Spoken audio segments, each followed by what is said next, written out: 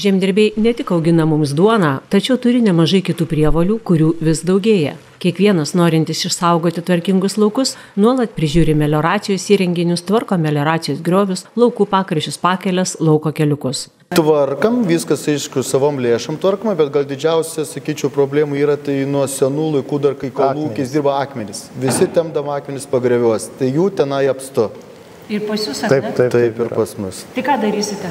Rinksim, pabiškį rinksim, trauksim. Valysim.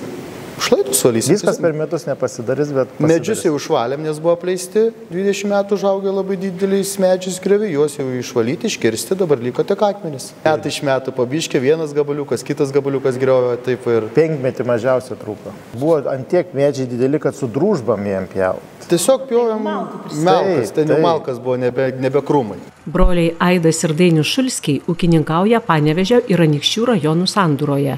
Čia žemės nederlingos, derliais nepasigirsi, bet ūkininkai stengiasi dirbti vienyje žemės, kad būtų kuo mažiau apleistų plotų aplink. Ar daug yra pagrevių, pakelių, pakraščių tokių, kuriuos reikia sutvarkyti? Apie 10 kokių kilometrų susidarytų. Bendras kiekis būtų kažkas tokio. Per abu jūsų ūkius? Jo.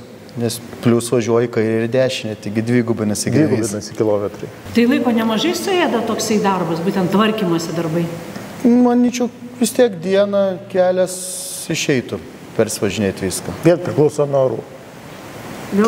Taip. Kai geriau orate į laukus, o kai biskutuką nelabai į laukus arba darbai sustoja, tai tada į pakelės. Taip. Savaitės pradžioje sniegas pražudė bet kokias viltis išvažiuoti į pasėlius, todėl Dainius išnaudojo valandėlę apleistam žemės ploteliui tvarkyti. Alpego augalinių liekanų smulkintuvu sumulčiavo ne tik peraugusias žalias, bet ir nedidelius medžius. Aidas ir Dainius per abu ūkius dirba 500 hektarų.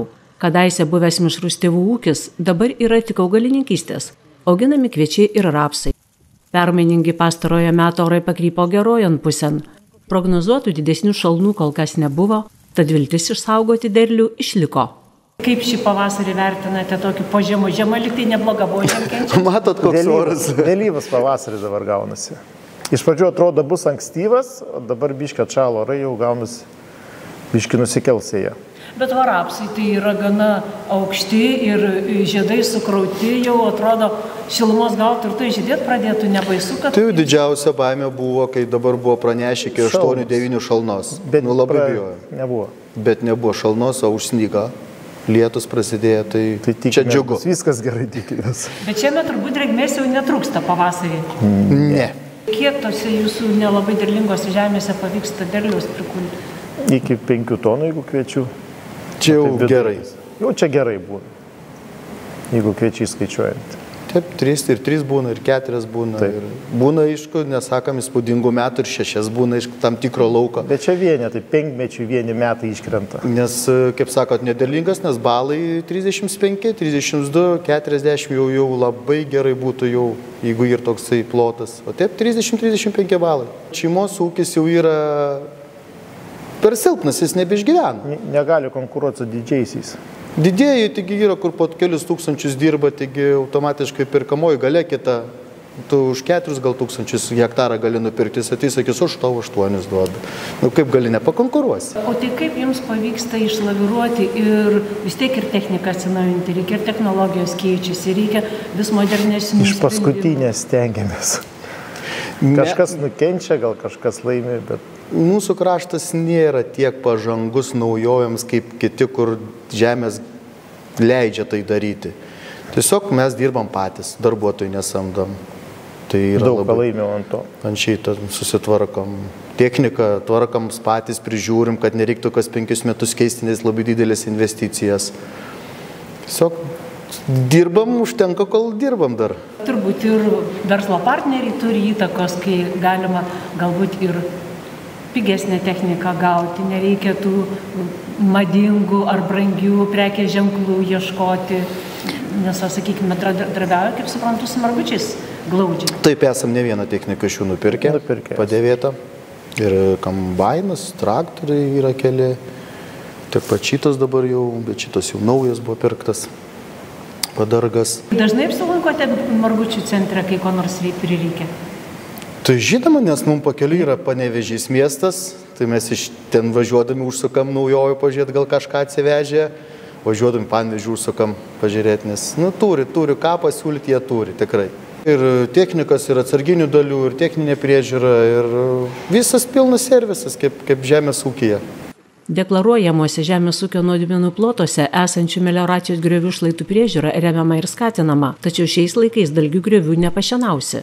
Reikia ir šiems darbams tinkamos technikos bei padargų. Alpego plaktukiniais augalinių liekanų smulkintuvais galima ne tik sutvarkyti pakelės ar griovių pakraščius, bet pasiekti ir sunkiai prieinamas vietas.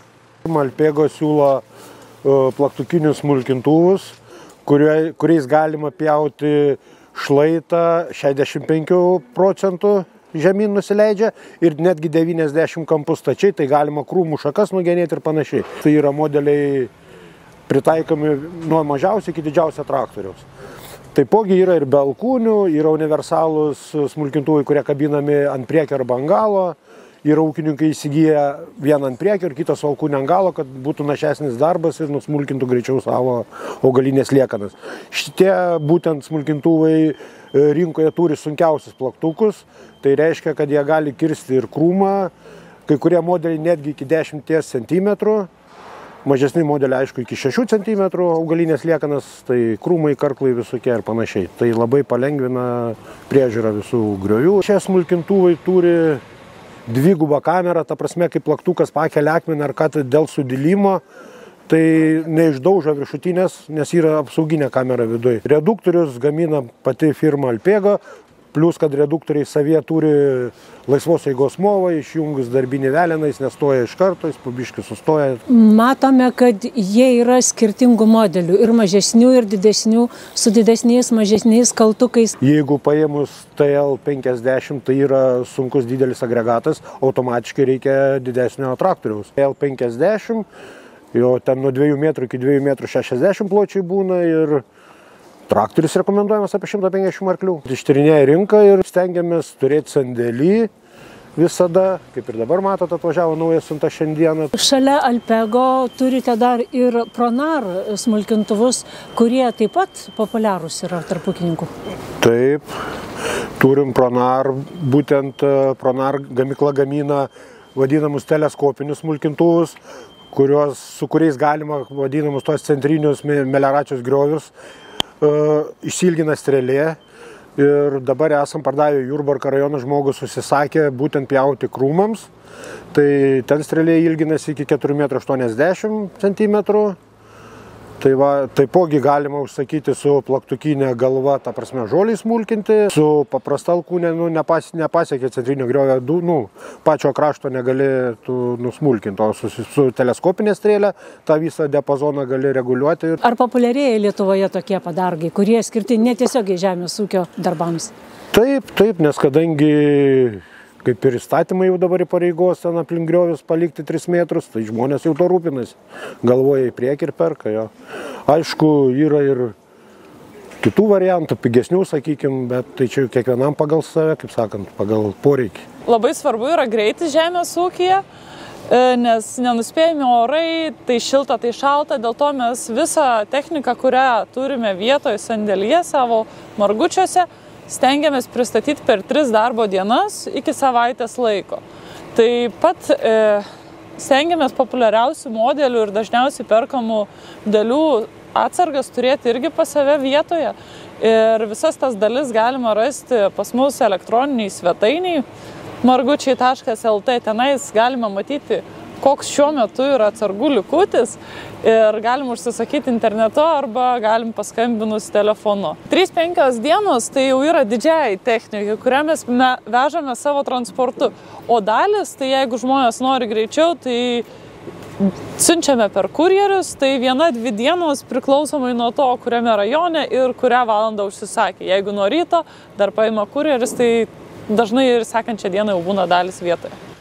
Iš Margučių kiemo kasdien išvažiuoja technika į tolimiausius Lietuvos kampelius. Pasak įmonės vadovų, kuo greičiau pristatyti techniką ūkininkams yra įmonės pareiga, todėl pristatymas nemokamas.